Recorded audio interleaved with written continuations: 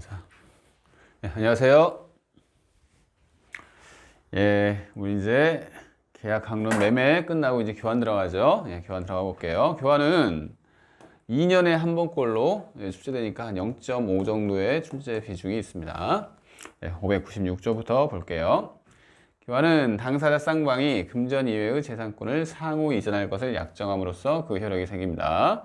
597조에서는 당사자 일반이 전조의 재산권 이전과 금전의 보충 지급을 약정한 때에는 그 금전에 대하여는 매매 대금에 관한 규정을 중요합니다. 그러니까 우리 한번 볼까요? 교환이라는 건 이런 거죠. 갑과 을이 X 부동산이었고요. 갑은 X 부동산을 가지고 있는 사람이고요. 을은 Y 부동산을 가지고 있는 사람이에요. 그런데 지금 교환 계약을 맺은 거죠. 계약을 맺었어요.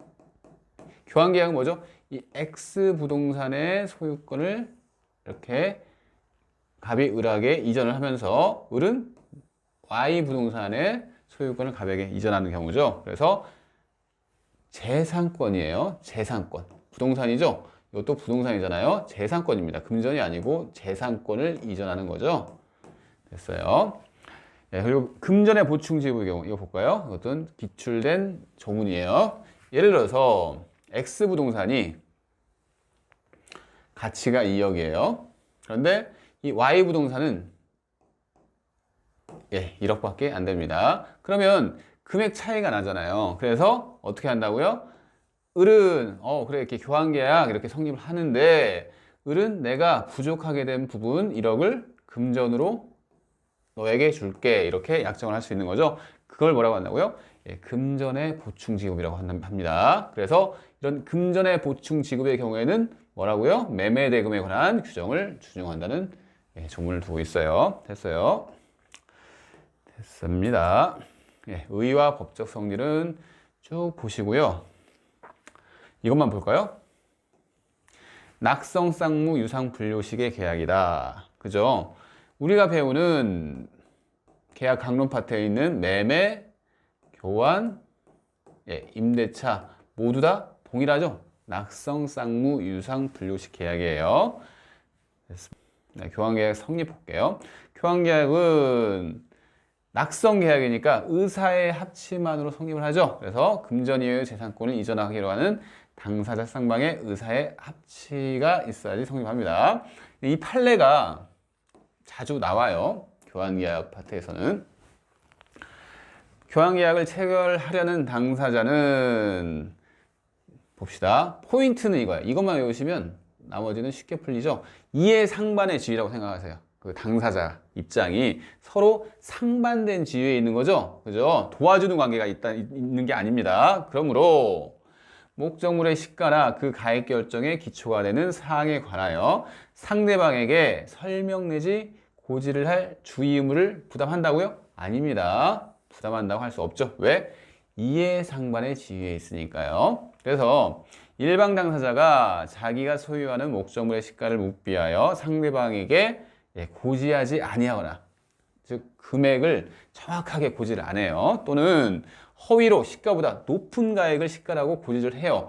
그런 경우라고 하더라도 불법적인 간섭을 한 것이라고 볼 수 없다. 조금 여러분들이 생각하는 상식이랑 다를 수가 있지만 그죠? 그래서 시험이 잘 나오는지도 모르겠어요.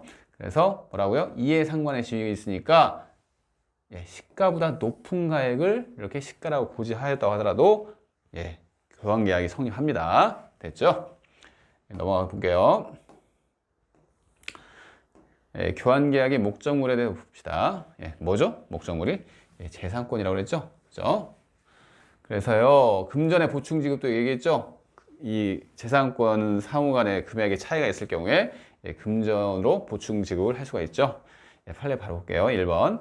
교환계약에서 당사자 일방이 교환 목적물인 각 재산권의 차액이죠? 차액에 해당하는 뭐죠? 금원의 보충금입니다. 차액이 생기면 보충금을 지급하잖아요. 지급에 가름하여예요.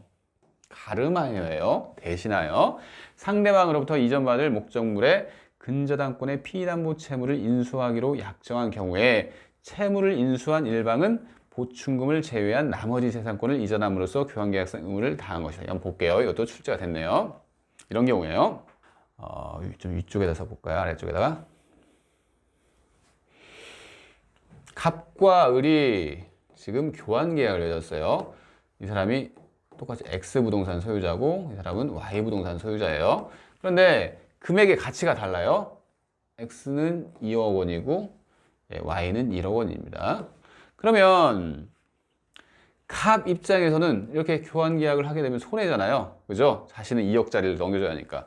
그런데 이 상황에서 끝나는 게 아니라 이 X 부동산에 어떤 상황이었냐면 병이라는 사람이 저당권을 가지고 있어요. 이 병이 저당권을 가지고 있다는 얘기는 뭐죠? 갑은 병의 채무자죠. 즉 병은 갑의 채권자입니다. 아시겠나요? 근데 그 저당권 피담보 채권액이 1억이에요. 그러면 실질적으로 X 부동산은 가치가 2억이지만 그 부동산에 1억짜리 저당권이 있으면 실질적인 가치는 뭐 1억이겠죠. 어떻게 보면. 그래서 이런 상황에서 지금 교환계약이 체결된 경우입니다. 을은 이렇게 한 거예요. 그래 내가 X 부동산을 이렇게 넘겨받을게. 내가 Y 부동산 줄게 했는데 그러면 이 금액 차이가 나는 거에 대해서 어떻게 얘기를 했냐면 그런데 내가 네가 지고 있는 병에 대한 채무 1억 채무를 내가 인수를 하면 보충금을 지급할 필요가 있나요? 없잖아요. 그 얘기를 하는 겁니다. 왜? 이 Y는 자신의 부동산 1억 이렇게 주고 채무 이 갑이 병에 대해서 지고 있는 채무를 자기가 인수한다니까요. 그러면 2억을 주는 거랑 같은 거잖아요. 이런 얘기예요. 다시 한번 읽어볼게요. 그래서 지금 여기까지 읽어봤죠? 약정한 경우, 즉 피담보 채무를 인수하기로 약정까지 했어요. 이런 경우에 채무를 인수한 일방은 누가 인수했죠? 을이 보충금을 제외한 나머지 재산권을 이전함으로써 교환계약상 의무를 다한 것이죠. 즉 을은 그래 그러니까 내가 채무를 인수를 하니까 이제는 너는 나한테 2억짜리 부동산을 주고 나는 1억짜리 부동산을 주면 돼.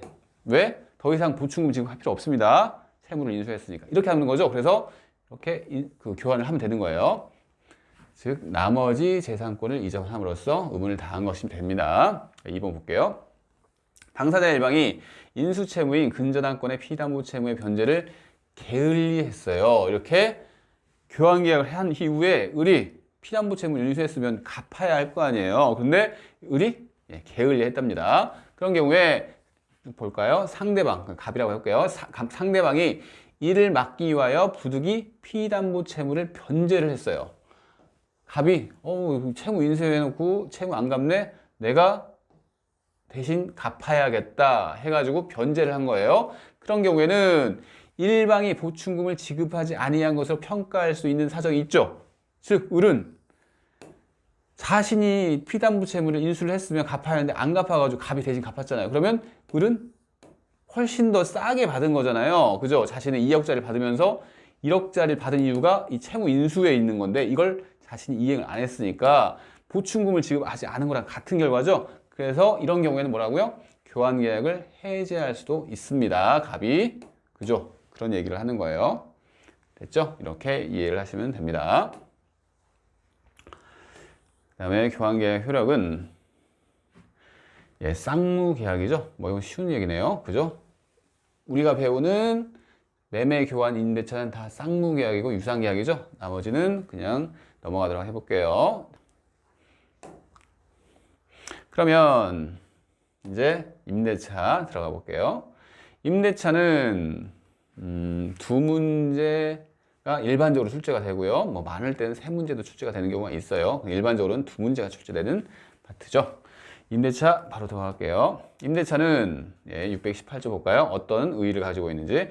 당사자 일방이 상대방의 목적물을 사용 수익하게 할 것을 약정하고 상대방이 이에 대하여 차임 지급할 것을 약정함으로써 그 효력이 생깁니다. 그렇죠? 뭐 무슨 얘기인지 아실 거 아니에요. 그리고 이것은 뭐 설명할 필요 없고요. 그리고 용익적 권리죠. 용익 물권은 아니지만 용익적 채권적 권리죠. 그래서 일부에 대해서도 성립할 수가 있죠. 그리고 임대차 계약은 채권 계약입니다.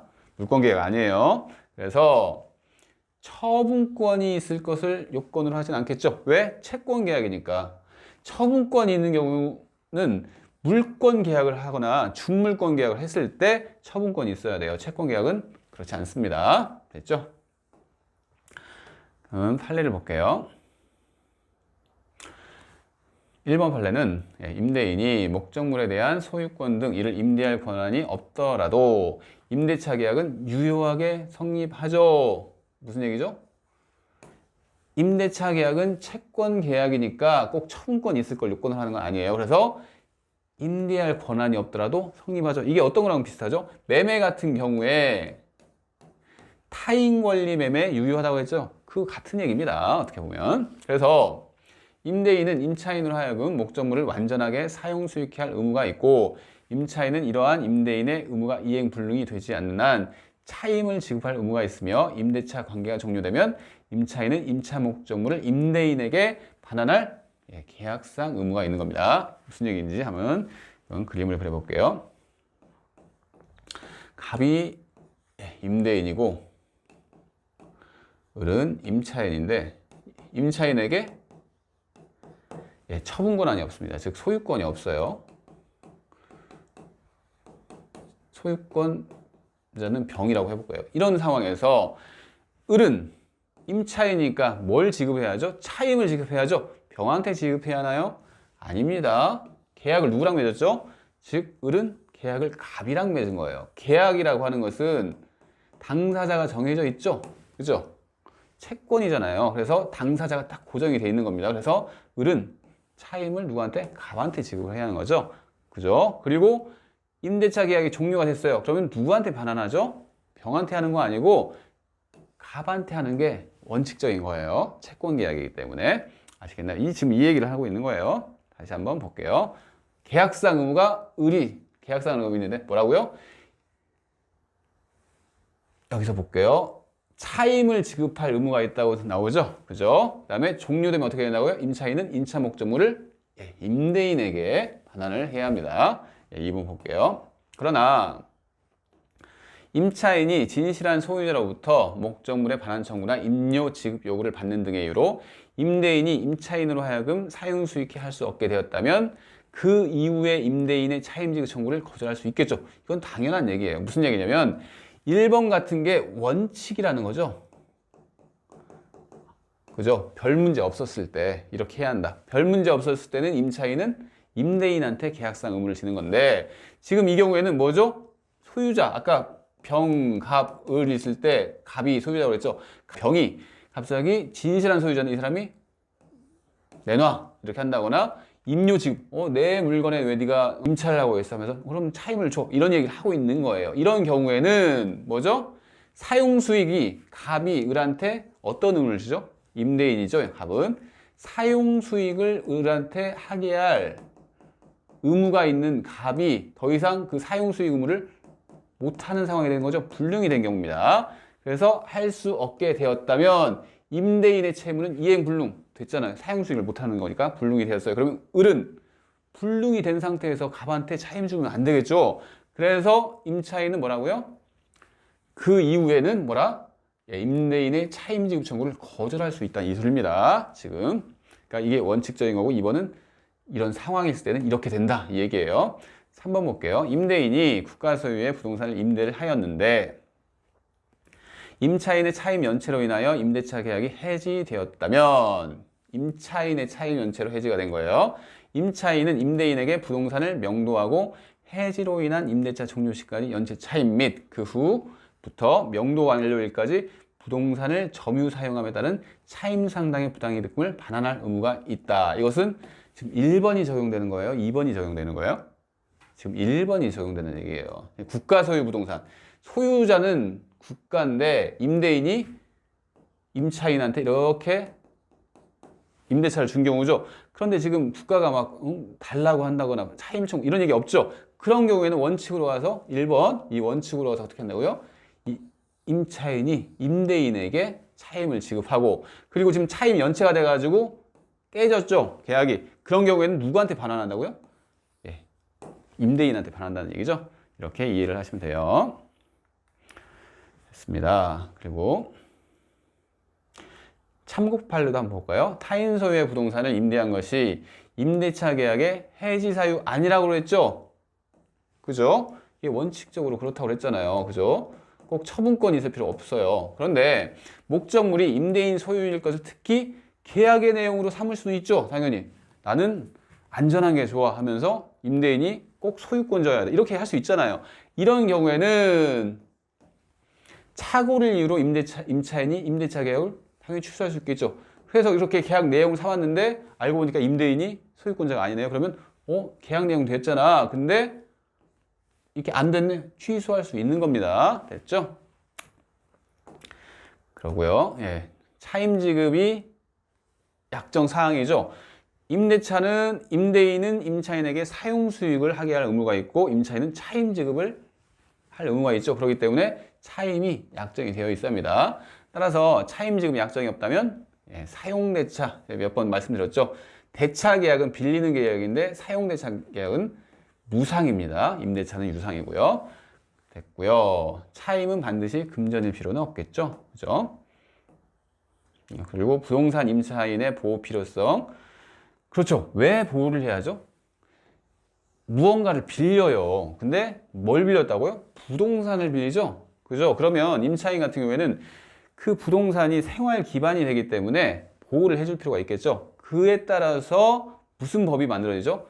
주택임대차보호법도 만들어지고 그 다음에 상가건물 임대차보호법도 만들어지고 하잖아요. 그래서 보호 필요성이 있는 거예요. 부동산 같은 경우에는.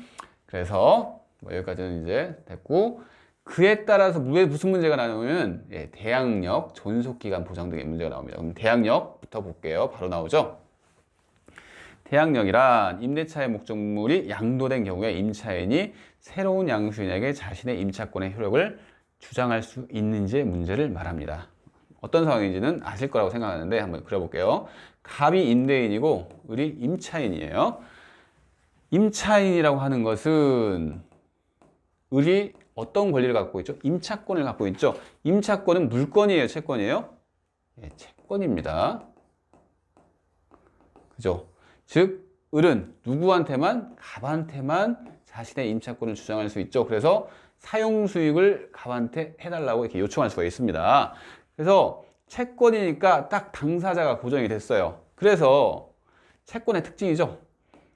근데 이 갑이라는 사람이 목적물을 임대인인데 목적물을 다른 사람한테 팔아요.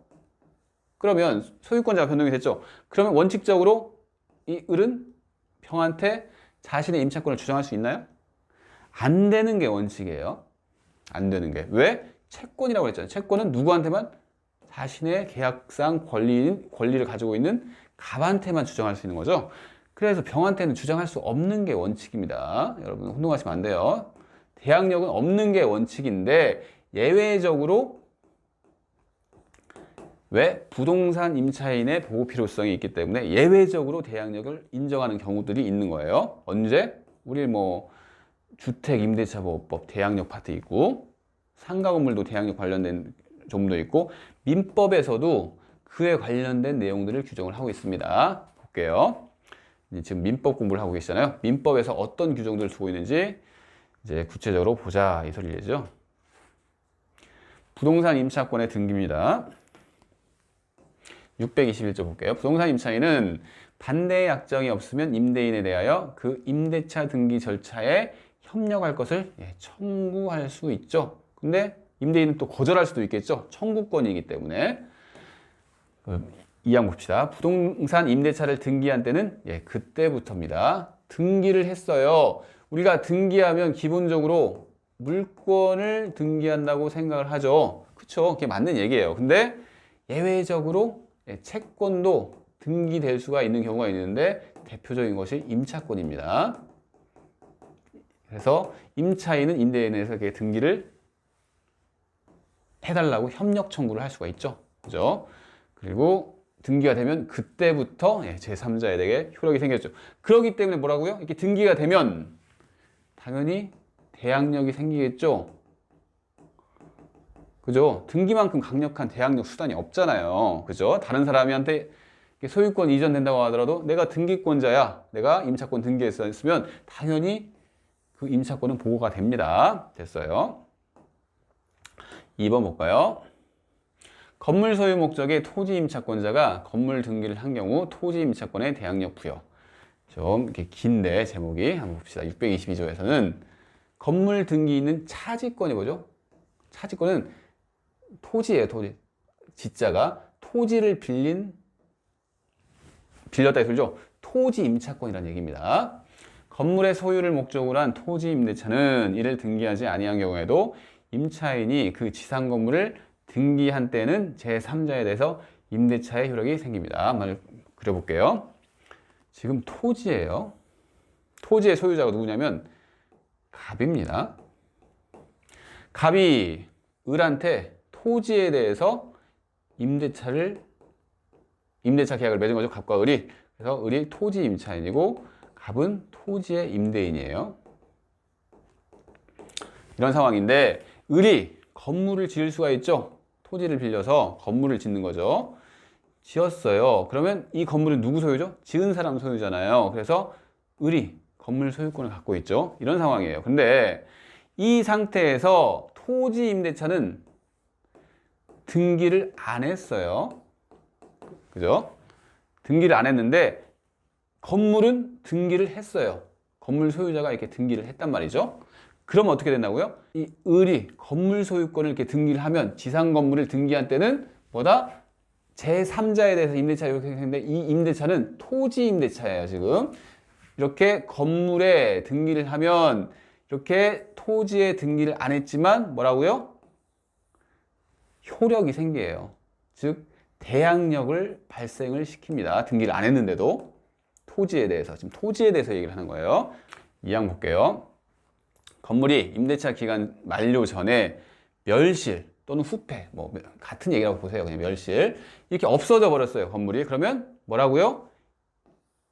대항력이 발생을 했죠. 토지에 대해서 그 효력을 잃는다는 얘기죠. 예, 그렇게 이해를 하시면 됩니다. 그러면 판례를 볼게요. 민법 제622조 1항 방금 봤던 조문이에요. 건물의 소유를 목적으로 한 토지 임대차예요. 대상이 방금 그 622조 1항 다시 보면 건물의 소유를 목적으로 한 토지 임대차의 경우에만 적용을 하는 경우입니다. 모든 토지 임대차는 아니에요. 소유 목적의 토지 임대차예요. 그래서 이를 등기하지 아니한 경우에도 임차인이 그 지상 건물을 등기를 하면 어떻게 된다고요? 토지에 대해서 권리를 취득한 제3자, 즉 임차권에 대해서 대항력을 부여하는 거죠. 제3자에 대해서 효력이 생긴다고 하는 거니까. 그래서 제3자에 대해서 임대차의 효력을 주장할 수 있음을 규정한 것에 불과할 뿐. 여기까지 끊어볼까요? 예, 임차인으로부터 건물의 소유권과 함께 건물의 소유를 목적으로 한 토지의 임차권을 취득한 사람이 토지의 임대인에 대한 관계에서 임차권의 양도에 관한 그의 동의가 없어도 임차권의 취득을 대항할 수 있다는 것까지 규정한 것은 아니다. 좀 말이 어렵죠? 어려운데 무슨 얘기냐면 지금 토지가 이렇게 있어요. 그래서 임차인으로부터 건물의 소유권과 함께 건물 소유를 목적으로 한 토지의 임차권을 취득하는 사람. 그러니까 무슨 얘기냐면 토지 임차권자가 있어요. 그걸 을이라고 해볼까요? 토지예요. 그럼 임대인이 있겠죠. 임대인은 갑이라고 해볼게요. 근데 건물의 소유권 지금 을이 토지 임대차를 해가지고 건물을 지었어요. 근데 병이라는 사람이 건물의 소유권과 함께 즉 병이라는 사람이 건물의 소유권을 취득하면서 뭐죠? 이 토지 부분에 대해서 을이 가지고 있는 임차권까지 취득한 거죠. 종된 권리 기억하시죠? 임차권까지 병이 토지 임차권을 이렇게 을로부터 이전을 받은 겁니다. 이렇게 했는데 지금 취득한 사람 병 얘기를 하는 거죠. 병이 토지의 임대인에 대한 관계. 임대인 누구죠? 갑이죠. 이 사람에 대한 관계에서 갑과 병의 관계를 얘기하는 거예요. 임차권의 양도에 관한 그의 동의가 없어도 임차권의 취득을 대행할 수 있다는 것까지 규정한 것은 아니다. 좀 어려운 얘기인데 지금 병이라는 사람이 건물 소유권도 취득하고 지금 토지에 대한 임차권도 취득을 했잖아요. 그죠? 그럼 무슨 얘기죠? 임차권이 본래 임차권자가 누구였죠? 을이었어요. 토지 임차권. 그래서 을로부터 병으로 이렇게 토지 임차권이 양도된 경우죠. 그죠? 채권 양도인데 임차권 같은 경우에는 채권 양도의 경우에 이 임대인의 동의를 필요로 해요. 임차권 양도 시 동의가 있어야 한다니까요. 근데 지금 병이라는 사람은 동의가 있었다는 얘기 없었죠. 그죠? 그래서 이 병이라는 사람은 그래 내가 동의가 없었어. 하지만 어떤 조문을 얘기를 했냐면 방금 얘기했던 622조 얘기를 한 거예요. 622조에서 보면 건물 소유를 목적으로 한 토지 임차권 같은 경우에는 건물 등기만 되면 토지 임차권은 제3자한테 대항할 수 있는 거 아니냐 이 얘기를 했는데 판례는 그게 아니란 얘기죠. 왜 그러냐면 이런 상황이랑 저런 상황이랑 다르다는 얘기예요. 이 622조가 규정하는 것은 임차권 양도 시 임대인 동의가 필요 없다는 그런 조문은 아니라는 얘기입니다. 동의가 필요하다는 얘기죠. 그래서 이 병은 을로부터 토지 임차권을 받았는데 그러기 위해서는 이 을이 임차권 양도에 대해서 갑에게 동의를 받아줘야 돼요. 그죠? 아, 내가 토지 임차권을 양도를 했으니까 이렇게 갑이 좀 동의를 해줘. 이렇게 해줘야 한다는 얘기입니다. 그래서 동의가 필요하다는 얘기죠. 이렇게 임차권이 양도되는 경우에 그 얘기를 하는 거예요. 좀 어려운 내용이지만 한번 이해를 해보세요. 아직까지 기출된 적은 없는 판례입니다. 예, 2번 볼까요? 갑이 대지와 건물의 소유자였던 을로부터 이를 임차하였는데 그 후 갑이 그 건물을 강제 경매 절차에서 경락받아 그 대지에 관한 임차권은 등기하지 아니한 채 그 건물에 관하여 갑 명의의 소유권 이전 등기를 격려하였다면 여기까지 한번 끊어볼까요? 참 사항이 좀 어렵죠 이렇게. 근데 이런 거 그려보면 돼요. 갑이 대지와 건물의 소유자였던 을 딱 보세요. 그러면 이런 거죠. 이렇게 해서 소유자가 누구였죠? 소유자였던 을이 토지 소유자고 건물도 소유를 하고 있었어요. 그죠? 그런 상태에서 갑이 임차를 한 거죠. 갑이 토지를 임차를 했고요. 또 뭘 또 임차했죠? 건물도 갑이 임차를 했어요. 이런 상황입니다. 아시겠나요? 이런 상황인데 지금 건물을 강제 경매 절차에서 경락을 받았어요. 그래서 갑 명의로 갑이 본래는 건물의 임차인이었는데 이 건물에 대해서 경락을 받아서 이제 건물 소유자가 됐네요. 아시겠나요? 이런 상황입니다. 이렇게 이전 등기를 격려해 건물에 대해서 등기를 격려를 했어요. 자기 명의로 갑이 이제 소유권자예요. 이렇게 했는데 갑과 을 사이에 체결된 대지에 관한 임대차 계약은 지금 임대차 계약이 지금 뭐에 대해서 문제가 되는 거죠? 토지에 대해서 문제가 되는 거죠. 임대차 계약은 건물의 소유를 목적으로 한 토지 임대차 계약이 아님이 명백하므로 그 대지에 관한 갑의 임차권은 대항력을 갖추지 못하였다. 무슨 얘기를 하냐면 갑이라는 사람은 내가 건물 등기를 했으니까 이 662조에 따라서 뭐라고요? 그러면 토지 임차권도 등기를 안 했지만 제3자한테 대항력이 있다는 규정이 있잖아요. 622조에서. 그 얘기를 하는 거예요. 그랬더니 뭐라고요? 판례에서는 그게 아니라는 얘기를 하는 거죠. 왜 아니냐면 이 토지 임차권이 어떤 토지 임차권이죠? 건물 소유 목적으로 한 토지 임차권이어야지 그 622조 규정이 적용이 된다고 했잖아요. 근데 이 갑이라는 사람은 임차할 당시에 보세요. 토지도 임차했고 건물도 임차했죠. 건물 소유 목적의 토지 임차가 아닙니다. 그렇기 때문에 뭐다? 622조가 적용이 안 된다는 얘기죠. 아시겠나요? 이렇게 이해를 해두시면 돼요. 그래서 결론은 뭐죠? 대항력을 갖추지 못하였다죠. 즉 뭐가 대항력을 못 갖췄죠? 이 토지 임차권이 대항력을 못 갖췄다는 얘기입니다. 이렇게 이해를 하시면 됩니다. 좀 어렵죠 이런 것도. 하지만 이해를 하다 보면 쉬워질 날이 분명히 옵니다 이게. 3번 볼게요. 건물을 소유하는 토지 임차인의 보호를 위해 건물의 등기로서 토지 임대차 등기에 가름하는 효력을 부여하는 것이므로 지금 622조를 얘기를 하는 거죠. 토지 임차인을 보호하기 위해서 뭐다? 건물 등기로서 토지 임차권이 이렇게 제3자한테 대항되는 지금 622조를 얘기를 하는 거예요. 임차인이 지상 건물을 등기하기 전에 제3자가 토지에 관하여 물권 취득의 등기를 한 때는 임차인이 지상 건물을 등기하더라도 제3자에 대해 임대차 효력이 생기지 아니한다. 무슨 얘기냐면 지상 건물을 등기하기 전에 어떤 상황이 발생했죠? 제3자가 토지에 관하여 물권 취득의 등기를 했다. 지금 이런 경우죠. 이렇게 있고 갑이라는 사람이 토지 소유자인데 을한테 토지에 대해서 임차를 주는 거죠. 그래서 을은 토지 임차권자예요. 그 상황에서 을이 건물을 이렇게 지은 거죠.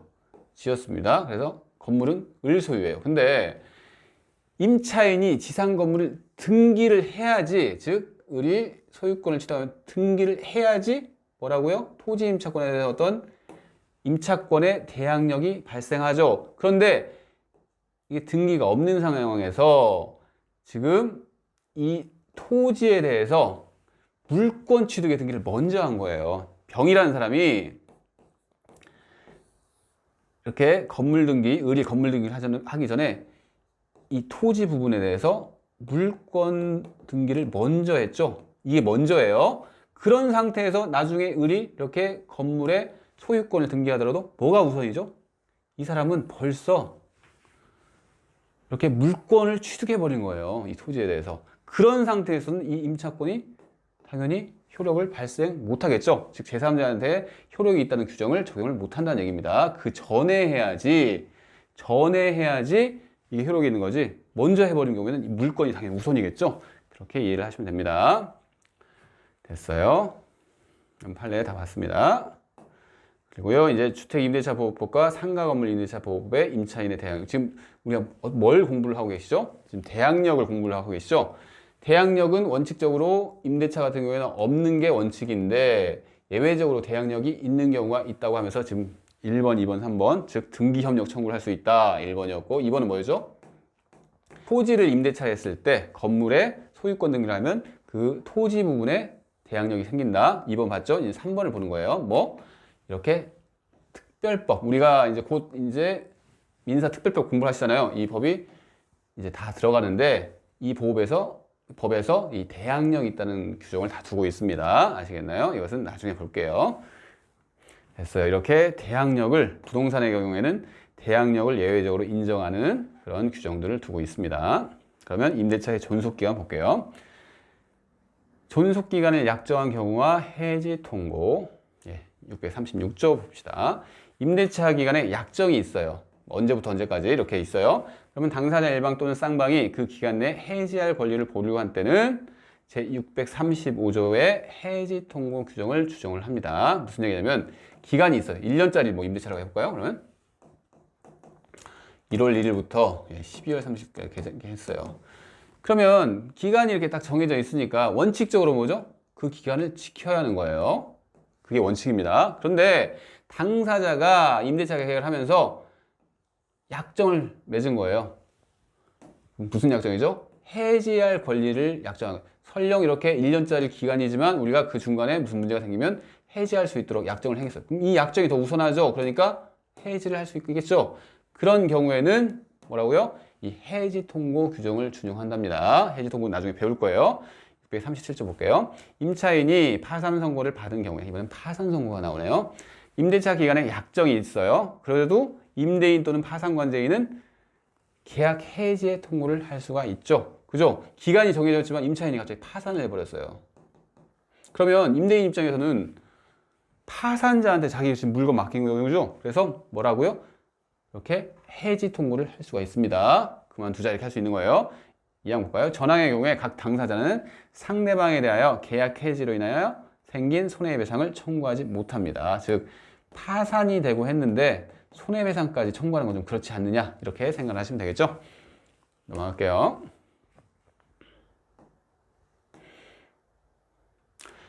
민법의 적용을 받는 임대차에서 존속기간을 약정한 경우에 지금 민법을 공부하고 계십니다. 최단 존속기간이나 최장 존속기간에 제한이 없다. 이런 게 지금 여러분들이 이제 혼돈이 많이 되실 게 지금 임대차랑 비슷한 게 뭐가 있죠? 우리가 배운 것 중에서 물권편에서 전세권이랑 비슷하지 않나요? 좀 뭔가 빌리는 거고 비슷한 거예요 사실.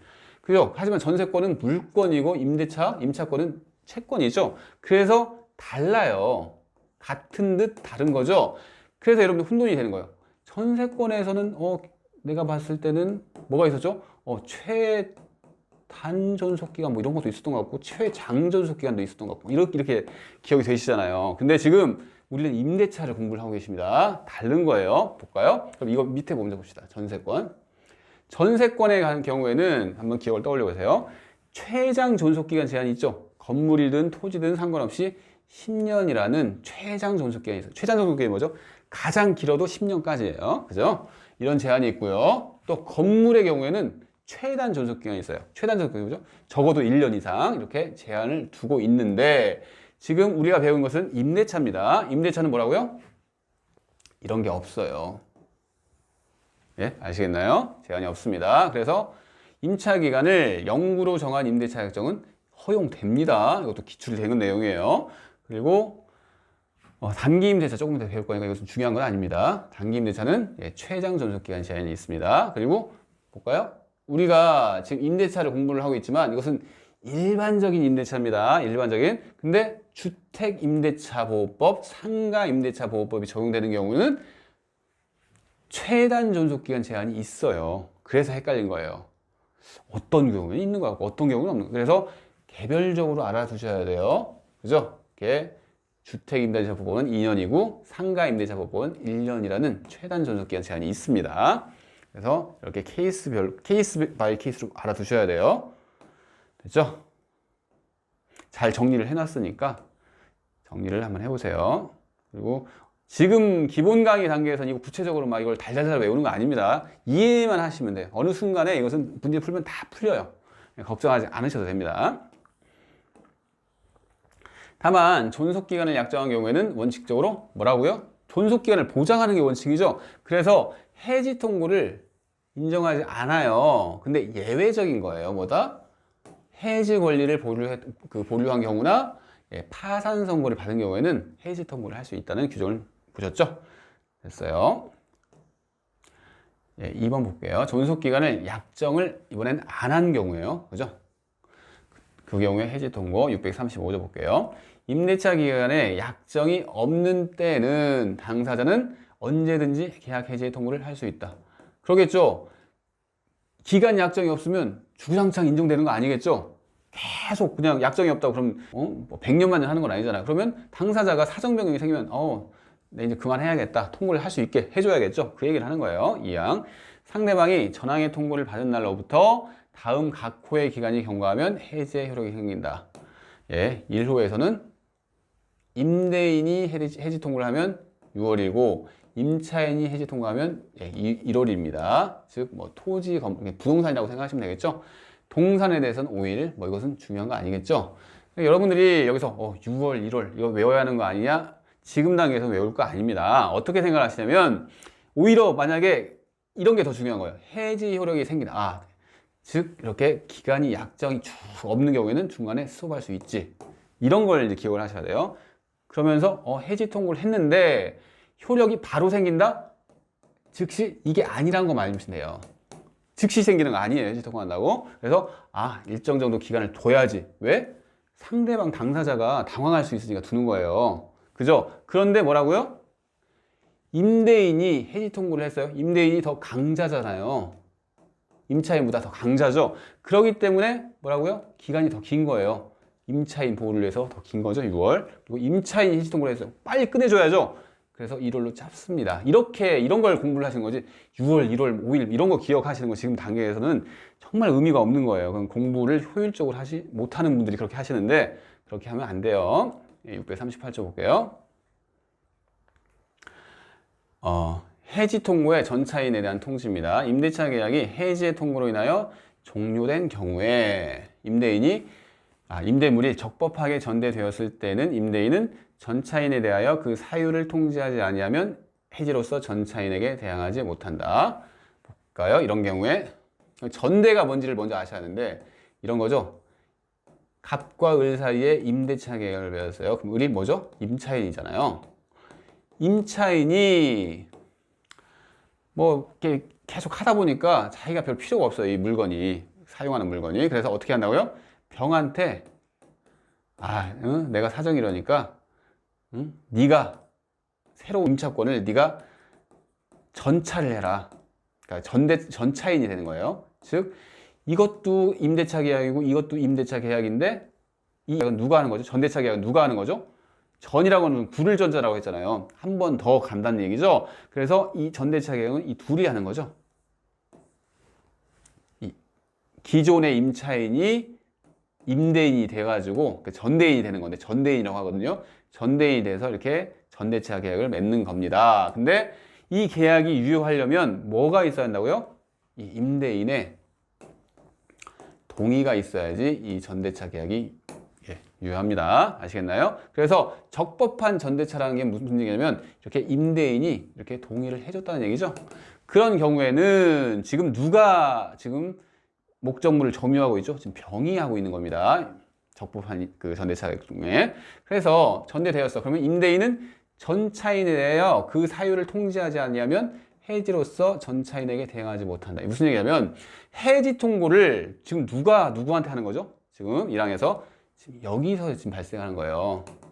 지금 해지 통고를 갑이 임대인이 기존 계약이 있으니까 여기서 해지 통고를 하고 있는 겁니다. 여기서. 그런 경우에는 해지 통고를 하게 되면 이 임대차 계약이 소멸을 하죠. 그죠? 나중에 소멸할 거 아니에요. 그러면 이 전대차 계약은 임대차 계약을 기반으로 해서 생긴 거죠. 이것도 소멸이 된다는 얘기죠.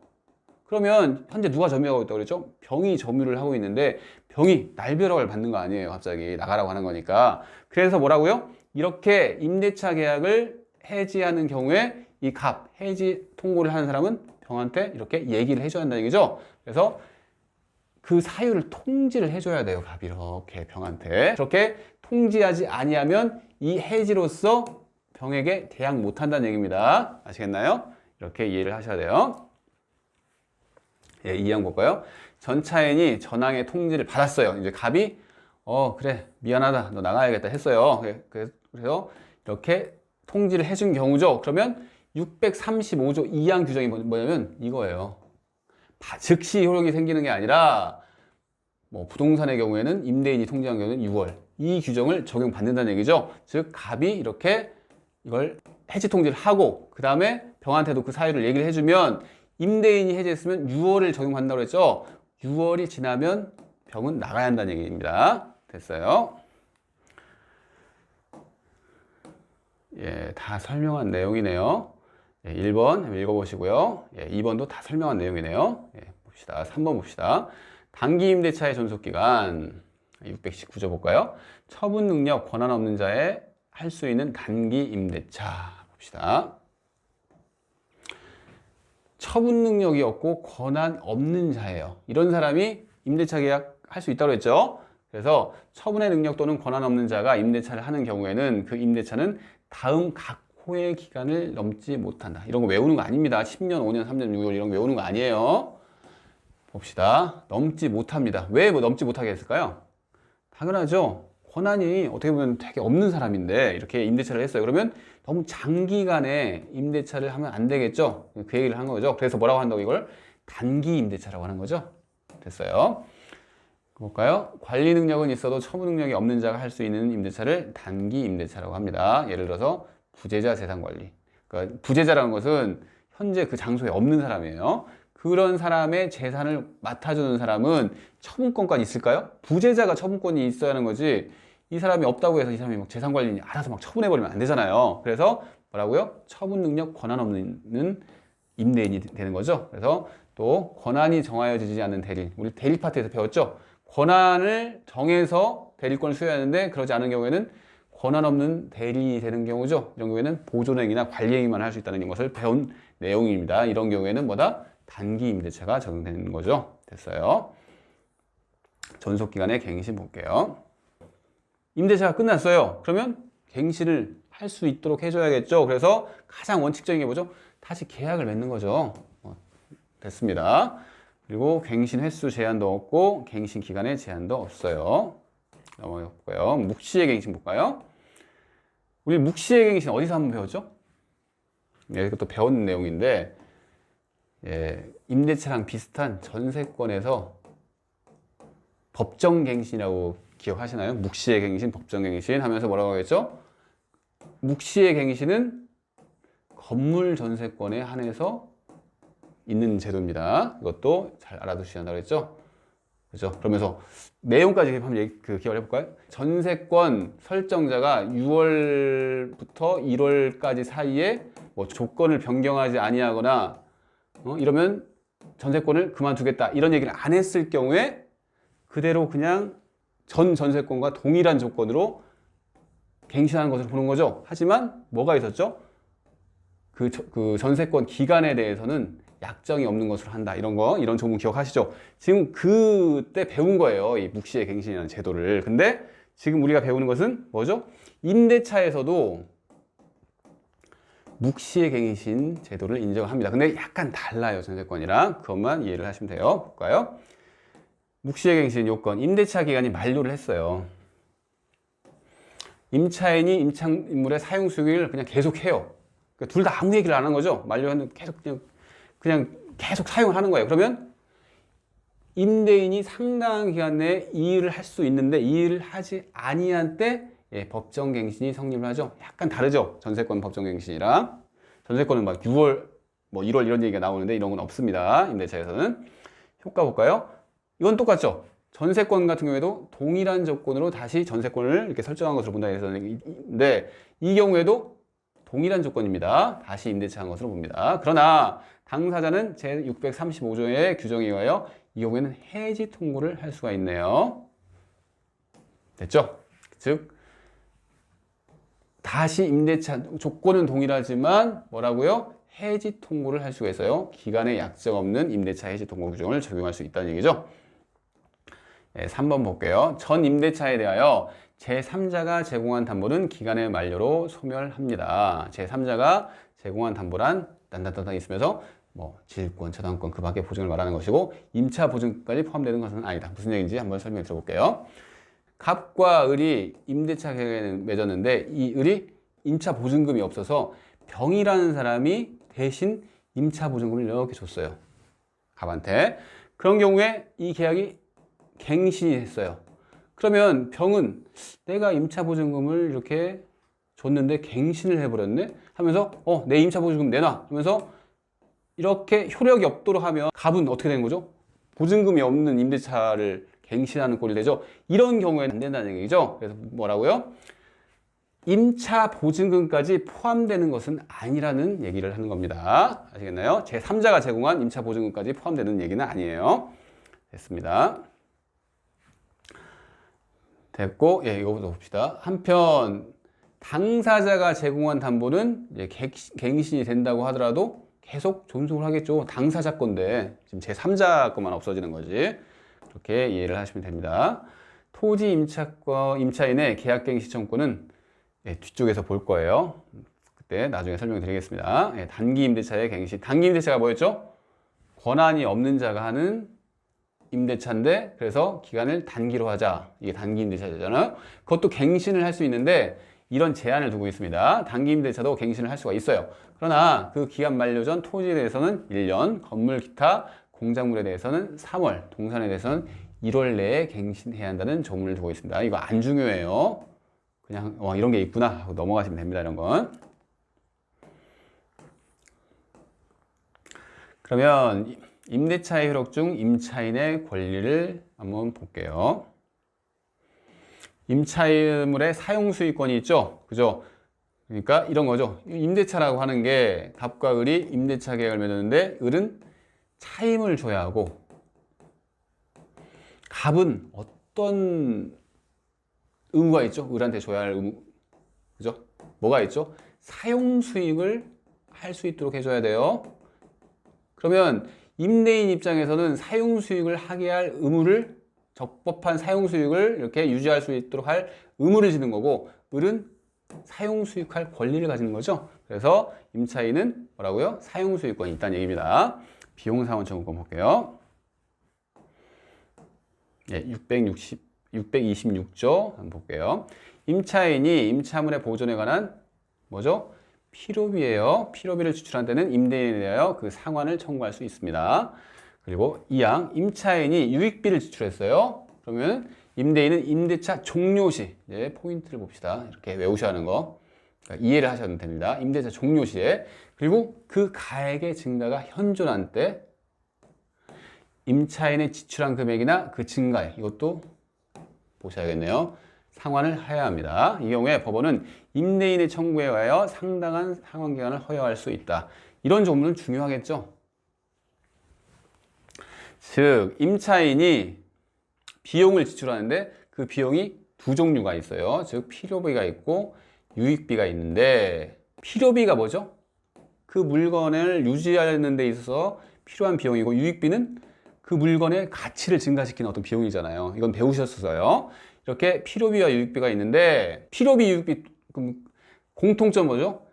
임차인이 무조건 청구를 할 수가 있어요. 둘 다. 이게 또 왜 중요할 거예요? 전세권에서 배웠는데, 전세권은 필요비 청구권을 전세권자가 행사할 수 있나요? 안 된다고 말씀을 드렸는데 왜 그러죠? 물권자이기 때문에 자기가 알아서 해야 하는 거예요. 그 빌린 물건을. 그래서 사용수익, 즉 사용수익을 할 의무를 전세권 설정자가 지지 않는 겁니다. 그러니까 내가 물건을 설정했으니까 네가 알아서 해, 이런 느낌이에요, 전세권은. 그래서 전세권 같은 경우에는 필요비 청구를 못 해요, 전세권자가. 그런데 임차권 같은 경우 지금 필요비 청구권을 행사할 수 있다고 하잖아요. 이것도 중요합니다. 중요하고, 또 여기서 보면 유익비 같은 경우에는 이렇게 하나, 둘, 셋 이런 제한들이 있어요. 유익비는. 근데 필요비는 지출한 즉시 청구를 할 수 있다, 이 소리죠. 유익비는 그게 아니죠. 유익비는 임대차 종료 시에 청구를 해야 하는 거예요. 그것도 차이점이에요. 그죠? 왜 그럴까요? 일반적으로 유익비는 고가죠. 바로 청구하면 안 돼요. 끝난 다음에 임차 보증금을 자기가 돌려주고 받고 이렇게 할 때 그때 청산하는 게 맞다는 얘기입니다. 하지만 필요비는 뭐 물건 관리하는 데 드는 그 소소한 뭐 예를 들어 10만 원 드는 어떤 비용이 있다고 해보세요. 나중에 끝날 때 청구할 수가 있어요? 임대인 같은 경우에는 청구를 하면 뭔 소리야, 그 옛날에 했던 걸 내가 어떻게 알아, 이렇게 나온단 말이죠. 그래서 바로 청구할 수가 있어야겠죠. 필요비는 그런 차이가 있는 거예요. 그리고 이 필요비 같은 경우에는 가액 증가가 현존한 때만 청구할 수 있나요? 아닙니다. 비용을 지출했으면 그 비용을 다 청구할 수가 있는 거예요. 알겠죠? 그리고 유익비 같은 경우에는 이렇게 지출한 금액이나 증가액을 비교해서 더 작은 금액만, 즉 임대인이 갚으면 되겠죠? 뭐 이런 얘기입니다. 됐어요. 뒤에 다시 책에 나오니까 그때 다시 볼게요. 참조조문 623조에 임대인은 목적물을 임차인에게 인도하고 계약 존속 중 사용수익에 필요한 상태를 유지할 의무가 누가 있죠? 임대인이 있기 때문에 필요비 상환 청구권을 임차인에게 인정을 한 겁니다. 임대인이 이런 의무가 있어요. 됐죠? 계속 볼게요. 필요비 상환 청구권, 보존에 필요한 비용. 그래서 임대인은 수선 의무를 지죠. 사용수익에 필요한 상태를 유지할 의무를 임대인이 져요. 여기 나오죠?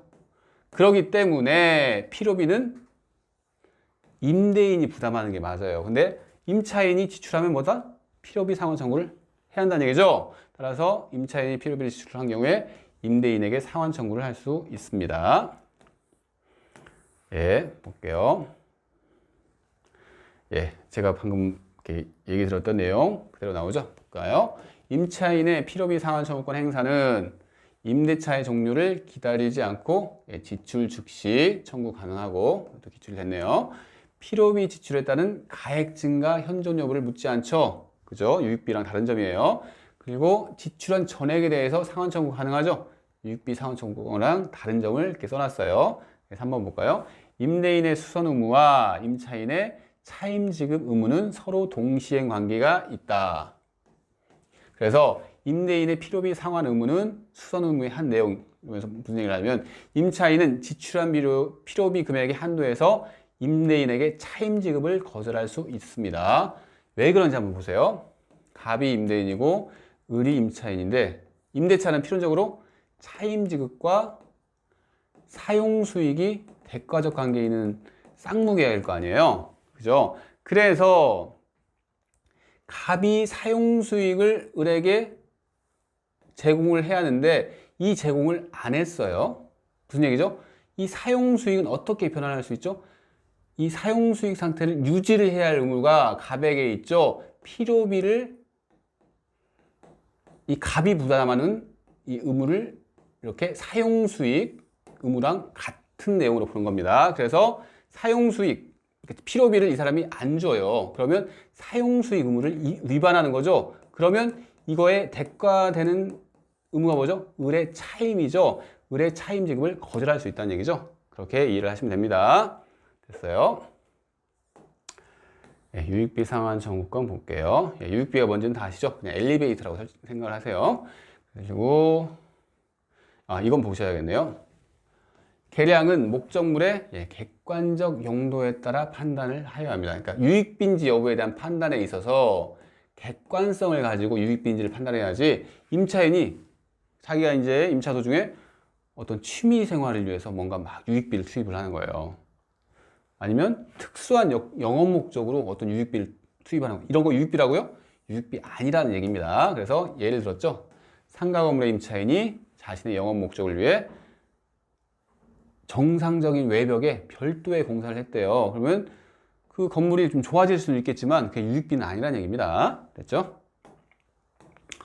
예, 그 얘기를 이렇게 판례에서 얘기를 했네요. 음식점에서 간판 설치비가 유익비가 아니라는 판례가 있죠. 됐어요. 예, 2번 필요비의 경우와 달리 유익비 상환 의무는 임대인의 수선 의무의 내용이 아니겠죠. 그죠? 필요비 같은 경우에는 사용수익의 본질적인 어떤 비용이잖아요. 하지만 유익비는 그런 건 아니에요. 있으면 더 좋겠지만 없어도 어쩔 수 없는 그런 거잖아요. 그래서 수선 의무의 내용이 아닙니다. 다만 유익비 상환 청구를 하는 이유는 부당이득을 임대인이 얻는 거죠. 그래서 그걸 반환토록 하는 거예요. 됐죠? 그리고 3번, 이건 잘 보셔야죠. 제가 설명드렸던 내용인데, 유익비 상환 청구는 뭐죠? 임대차 종료 시에 하는 거예요. 그리고 유익비는 가액 증가가 현존한 경우에 행사할 수 있고요. 또 뭐죠? 임차인의 지출한 금액이나 증가액을 임대인의 선택에 따라서 상환을 해야죠. 예를 들어서 임차인이 유익비를 1,000만 원 이렇게 지출을 했어요. 근데 종료 시점에 보니까 그게 한 500밖에 증가가 안 돼 있어요. 이런 경우에는 임대인은 어느 한도에서 유익비를 지급해 주면 되죠? 이 500 한도에서 주면 됩니다. 됐어요. 그리고 유익비는 여기까지 봤죠? 일반적으로 고가죠. 그래서 바로 상환을 못하는 경우가 있기 때문에 뭐죠? 법원이 이렇게 상당한 상환 기간을 허용할 수가 있다고 말씀을 드렸죠. 필요비 상환 청구랑 다른 점을 다 모아놨으니까 한번 꼭 살펴보세요. 그리고 이제 비용 상환 청구권과 관련된 문제를 봅시다. 비용 상환 청구 규정은 임의 규정이에요. 이것도 헷갈리실 수가 있는데 이상하다. 그러면 임차인 입장에서는 좀 불리한 거 아니야? 이렇게 생각하실 수 있어요. 어떻게 보면 법적 마인드가 많이 형성된 상태인데 비용 상환 청구권과 관련돼서는 임의 규정으로 생각하시면 됩니다. 나머지 뒤에 나오는 부속물 매수 청구권 이런 것들 다 나오는데 그런 것은 강행 규정성이 있는데 비용 상환 청구권은 임의 규정이에요. 그래서 이렇게 면제 특약도 가능합니다. 그 면제 특약을 어떻게 맺는지 볼게요. 이 판례 봅시다. 임대차 계약에서 임차인은 임대인의 승인하에 개축 또는 변조할 수 있으나 부동산의 반환 기일 전에 임차인의 부담으로 뭐죠? 원상복구 약정을 했어요. 이 원상복구 약정이 어떻게 해석될 수 있느냐? 유익비 상환 청구권을 포기하는 취지의 특약으로 봄이 상당하다. 우리 원상복구 특약 하기도 하잖아요. 그 계약할 때 그런 경우에는 이렇게 포기한 것을 보는 거죠. 그래서 뭐라고요? 임의 규정이라 이렇게 생각하시면 됩니다. 그리고 비용 상환 청구, 유치권 파트에서 배웠죠? 비용 상환 청구권. 유치권은 뭐가 필요하죠? 목적물과 이 채권 간의 관련성이 있어야죠. 목적물로부터 그 채권이 바로 나와야 돼요. 그래서 이 비용 상환 청구권은 그 목적물 자체에 투입된 비용이기 때문에 바로 나오는 채권이죠. 그래서 유치권이 인정되는 대표적인 채권입니다. 이것도 봤죠? 그래서 볼까요? 임대인이 변제를 안 해요. 비용 상환 청구권을. 그럼 어떻게 할 수 있다고요? 임차인은 유치권 이렇게 소리를 지르면 됩니다. 그래서 유치할 수가 있어요. 다만 이것도 배우는 건데 유익비 상환 청구권의 경우에 법원이 상환 기간을 허했다는 건 뭐죠? 변제기를 미뤄줬다는 거죠. 전재기를 미뤄준 상태에서 유치권 행사할 수 없습니다. 그래서 없다 이렇게 이해하시면 되죠. 됐고 행사 기간 볼까요? 654조에서 뭐 쭉 봤는데 이 밑에 있는 거 봅시다. 계약 또는 목적물의 성질에 위반한 사용수익으로 인하여 생긴 손해배상 청구와 차주가 지출한 비용의 상환 청구는 대주가 물건의 반환을 받은 날로부터 6월 내에 하여야 한다는 조문을 두고 있죠. 왜 그러죠? 6월이 지나가 버리면, 그러니까 어느 정도 기간을 설정했는데 너무 장기간에 방치해버리면 이것을 입증하기도 곤란하고 하니까 이렇게 기간 제한을 둔 거죠. 그래서 임차인이 지출한 비용의 상환 청구는 임대인이 물건을 받은 날로부터 6월 내에 이렇게 해야 한다 이렇게 생각하시면 됩니다. 됐어요. 그러면 좀 쉬었다가 진도를 계속 나와 볼게요.